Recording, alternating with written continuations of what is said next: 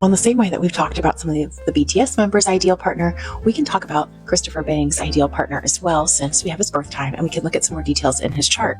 I already posted a part 1 of his chart, and that kind of broke down the beginning parts, his sun, his moon, his Mercury, that kind of thing. But in this part, we're going to specifically talk about his Venus and his Mars, because again, as we know, those are areas that we should look at when we're looking at an ideal partner. Here before, this is not new to you. You're definitely not new to it.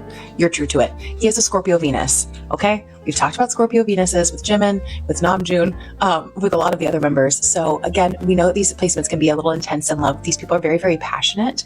They want something deep. They want a deep connection. They want to know your nitty-gritty details. They want you to be vulnerable with them. They want to feel like they possess and own you on a deep, deep level. And knowing all of that, that doesn't mean that they're always going to let you into that deeper level. They're a little protective of themselves, but they still want to have that very deep, just again, soul intertwining connection with someone. They're very intense. They can be very focused on you, very dedicated to you. People are either very into that or they're terrified of it. It can be too much for a lot of people. But for the people that it does attract, the Scorpio Venus person does make it seem like ideal to be obsessed with them or possessed by them or to be kind of owned by them. They make it enticing. They make it feel safe and warm, because despite knowing you so deeply, they would do that because they want to protect you in a way and keep you to themselves. And so it is this very deep, intense kind of connection if you're willing to kind of hang with that. These people really crave loyalty. I mean, a lot of people do, but Scorpio Venus especially, they can get a little jealous, they can get a little possessive. And so you have to be able to handle that, keep them kind of in check. Mr. Bang here has his in the 6th house, which again, we've talked about before, is the house of health, diet, exercise, healing, that kind of thing. So people who have their Venus in the 6th, they may be very dedicated to working or helping people, especially sick people, or kind of in the medical field, that kind of thing. Or it could be an area where they meet their partner, or they find somebody that they really connect with. The 6th house energy is ruled by Virgo. These people are kind of more practical when they show their love with that 6th house energy. They like to be able to do something, showing their availability, showing their acts of service that they can provide for you, how they can really do some practical things to take care of you. They also are really good at noticing the little things.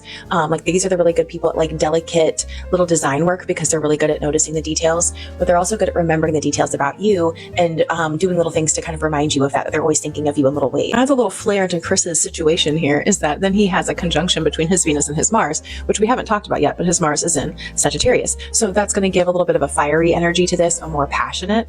He's not going to be a more calm lover. He's a passionate lover. He might be a little temperamental from time to time, but this is very demonstrative. It's very hot and cold. Just as quick as he is to feel worked up about something, he'll kind of get over it as well. But these people are very live life to the fullest, because they're so full of passion and energy and vitality. They really want to show you how they can live and love to the fullest with you. He also has a sextile between his Venus and his Neptune, which is in Capricorn. And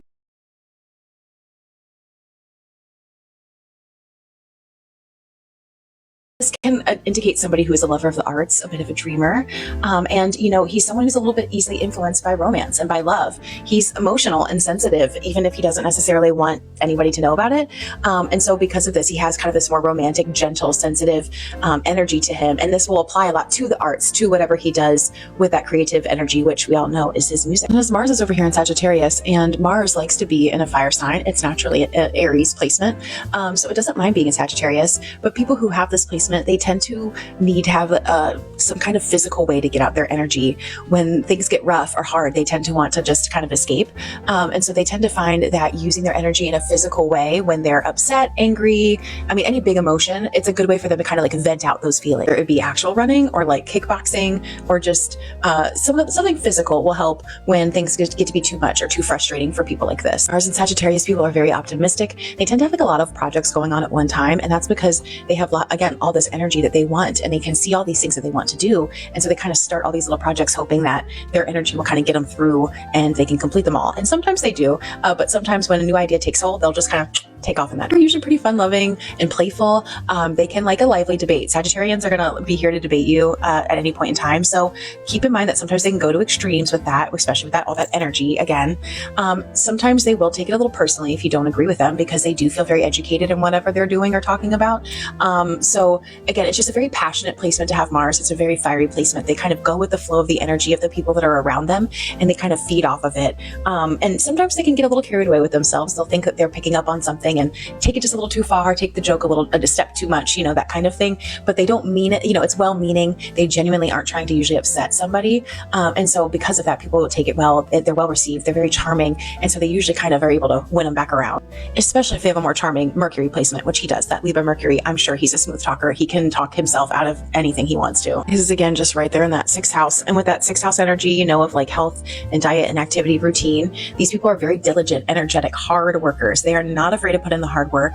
And so they will get frustrated with people who don't seem to have that same kind of like fight in them. They'll be like, what's your problem? We're all fighting for it. Get up, let's go. It can be a little bit of a perfectionist, especially when it comes to their work, because their work means so much to them. They put so much of their energy and their soul into their work. And so if they feel like other people aren't taking it as seriously, or if they're not putting in the similar energy, or they're not having any self-control with it, or whatever the case may be, they'll kind of take it personally. They can get a little aggressive. They can get a little mad about it. They'll be like, come on, like, again, I'm fighting for this. Why aren't you? Trine between his Neptune and his Lilith, which is down here in Virgo, that I wanted to point out, because this trine can really mean that love dominates their life, that love and romance becomes a really big part of their life, and that he tends to feel like he's living his most passionate, full life when he has some kind of romance or love or partnership going on, even like behind the scenes.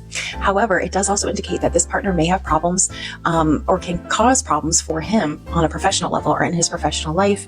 But again, it may not always be what you think. It could be something like a partner loses their job, and because of that, he would have to kind of step up and do more. Or it could be that because of the partner, he has to do his job less, or because of a family, or something like that. It doesn't have to always mean like something grand scheme, scary sabotage. It just means that there could be something that happens that gets in the way, or kind of it can be like a little bit of a roadblock on his ultimate career long-term path. However, this placement kind of indicates that he'll take it in stride. Like he's truly just someone who would accept if their partner lost their job, if something changed. Like he's faithful to his partner, so he kind of goes along with the ride, and he thinks ultimately at the end of the day, the important thing is that they love each other. And again, his Lilith that's in Virgo is down here in the 5th house. With the 5th house Lilith, it can mean that he might get rejected a little bit in his love life, or he has been in the past, and that kind of shaped him a little bit.